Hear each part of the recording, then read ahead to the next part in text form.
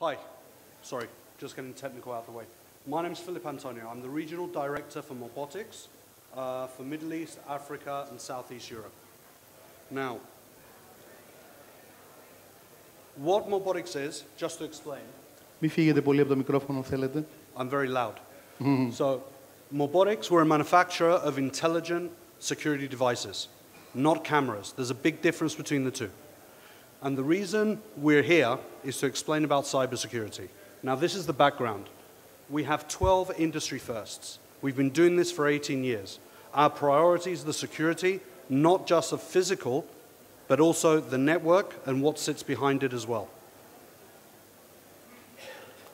Now, this is key. Right now, you've seen presentations on cloud, IoT devices, and networks in general throughout the day. IoT is probably the biggest growing market in the world right now, but the minute an IoT device comes into a network, it opens up a lot of doors for hacking, malware, ransomware, and everything else. These threats are real. These are quotes. Cyber attackers can exploit weakness in DVR, NVR security, find vulnerable devices, and hijack connections. In 2016, 1.5 million IoT devices, mostly security cameras, were hijacked. This is very important. The more IoT grows, the more the risks grow. Networks are doing whatever they can to protect this. But other devices on the IoT network, in the infrastructure, also have to play their part as well. The trinity of cybersecurity can be broken down into three sections. You have access. So you need to make sure your access is only given to the right people at the right time with the right security clearance. Communication. All protocols, all streams should be encrypted. Nothing should be open. Nothing should be open. The data, and this is the most important part, all the recordings as well must be encrypted.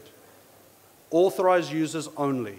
Most of the installations or hijacks or attacks that have happened throughout the year have been basically because the information has not been encrypted and not been properly secured. The standard of any security network right now, when it involves CCTV, is unprepared. The standard installation anywhere in the world, they're not prepared for this.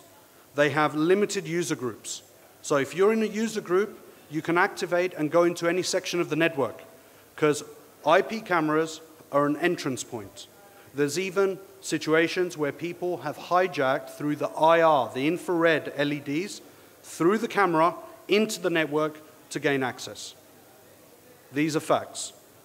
Passwords are stored in a shadow file. What a shadow file means is it's a duplicate, which means you have two ways of accessing it at any time.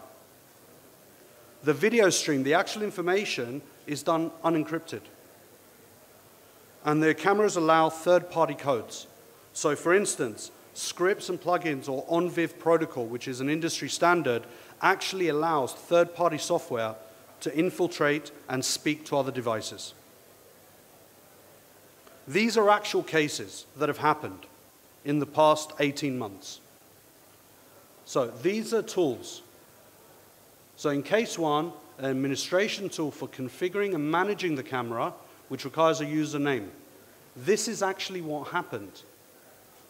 A company went in through this email address, got the authorization for the admin, bypassed, and they had access not just to the camera and the recording, but other IoT devices on the network as well, just through a simple web interface.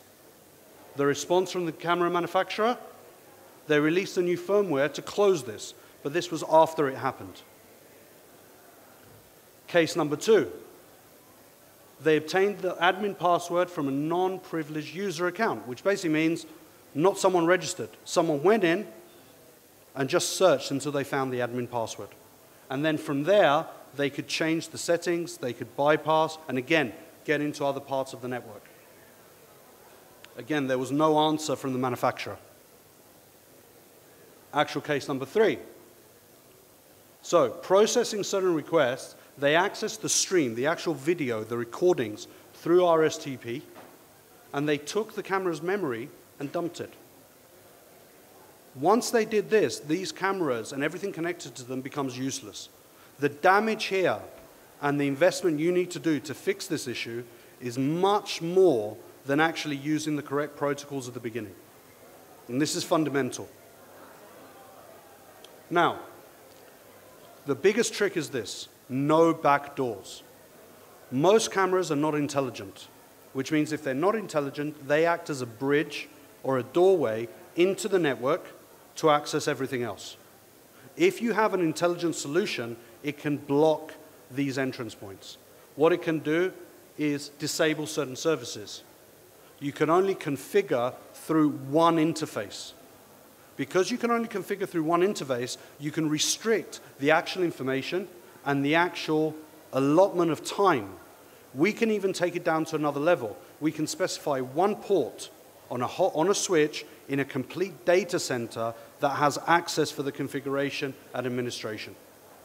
These are all security protocols that are needed in today's age. And if I remember correctly, the IoT and cloud services by 2020 will become $18 to $20 billion industry, which basically means everything we touch, everything we hold, will be an internet-ready device. Now, this is what we do.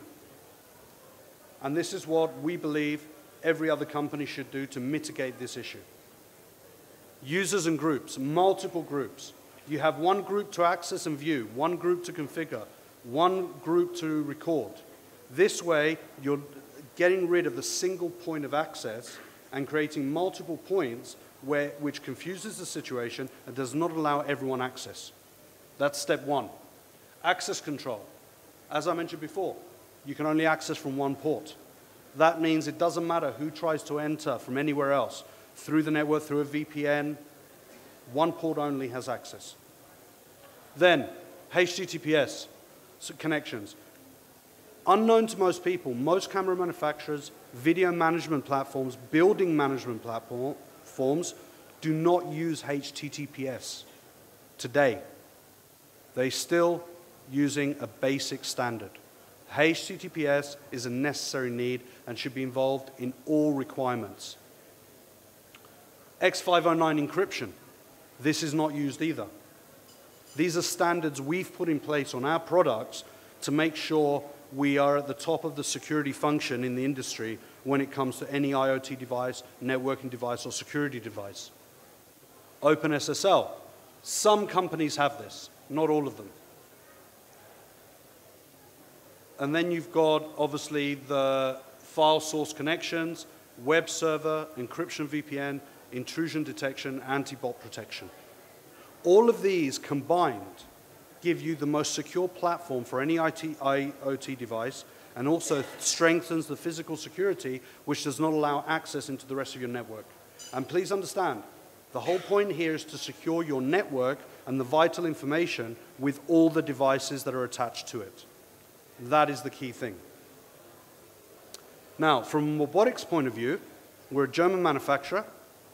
We've got the highest priority on security. We're a security company first, and we're a device manufacturer second. This is where we operate, everywhere in the world, with the same standards of security. This is important. We do not have different levels depending on product. It's all done in the same way to give you peace of mind. And that's basically the presentation. Thank you.